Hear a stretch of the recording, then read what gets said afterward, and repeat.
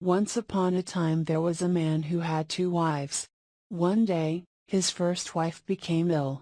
She called her two children and said to them, "My dear children, soon I will die. Now kiss me, and say goodbye." Her children were very sad. "Mother," they said, "our father's second wife hates us. If she doesn't give us food, what shall we do?" "Don't worry," their mother said. "When you are hungry, go into the forest. You'll find someone to feed you there." The mother died, and the two boys cried for many days. Then they went to their father's second wife. "Please," they said, "we're hungry. Let us eat with you." "What?" said their stepmother. "You want me to give you food? I don't have enough for my children. Go away. I haven't got anything for you." The younger brother began to cry. "I'm hungry," he said to his older brother. "I want something to eat." His older brother took his hand.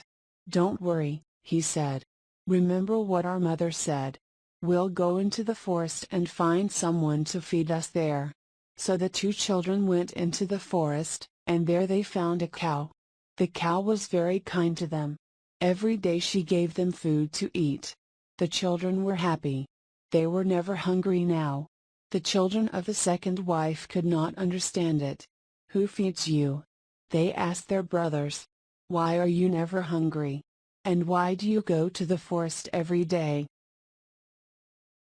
One morning, the oldest girl said, "I'm coming with you to the forest today. I want to know where you find your food." Her two stepbrothers tried to stop her. "No, don't come," they said. "You'll be tired and hungry. We don't do anything in the forest. We have no mother to give us food, so we just walk all day until we're tired." But their sister asked them again and again, so at last they agreed to take her. They walked about in the forest all day, until they came to the home of the cow. The older boy didn't want to tell his stepsister about the cow. He wanted to keep the secret. But his little brother was very hungry, and he said, "Please, I'll die if I don't have some food. Call the cow and let's eat." So they called the cow and she came and gave food to the brothers, and they ate it. When they got home, the children's stepsister said to her mother, "I know my brother's secret. There's a cow in the forest who gives them food every day." The next day, the woman went to her husband.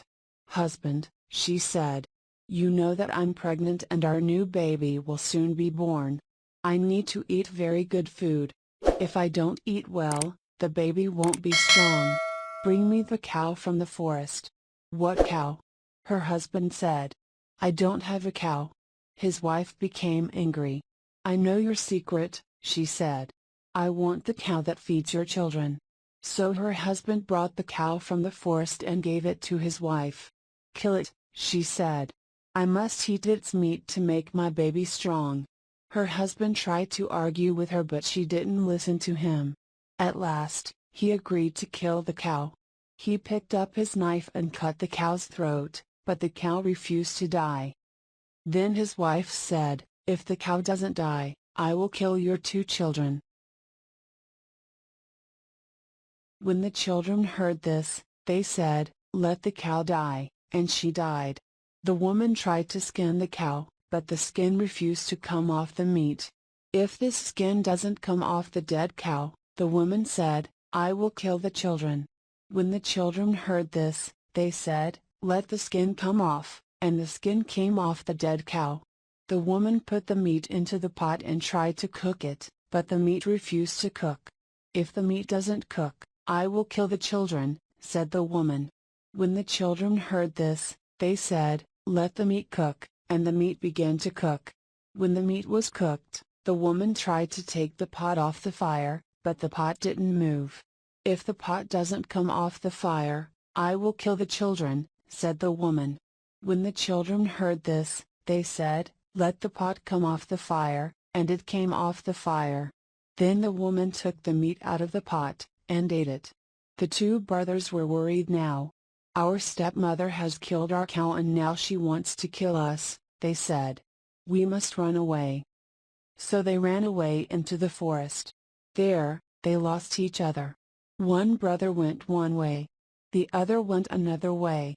Years passed, and the brothers grew up. The younger brother went away, but the older brother stayed near the forest. One day, as the older brother was walking near a village, he saw a girl, and he fell in love with her. She was the daughter of the chief. The chief had many daughters, but this one was the most beautiful of them all. The young man began to meet the girl secretly, and she fell in love with him, too. Now, there was a war between the villages at that time. Every night, when it was dark, enemies came to fight against the village where the chief and his daughter lived. So every night, the young man came to fight for the chief. One day, the chief said to his men, "Who is the stranger who comes every night and fights beside me? I want to meet him." "Ask your daughters," his men said. "They will know." So the chief told everyone to come to a meeting. When they were all together, he called his daughters and said to them, "Bring your husbands and your lovers here, so that I can see them all."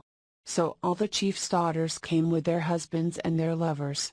But the young man from the forest, who loved the chief's most beautiful daughter, had smallpox and he was very ill.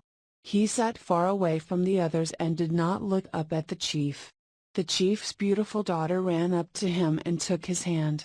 "What are you doing?" said the chief. "Come away from that man.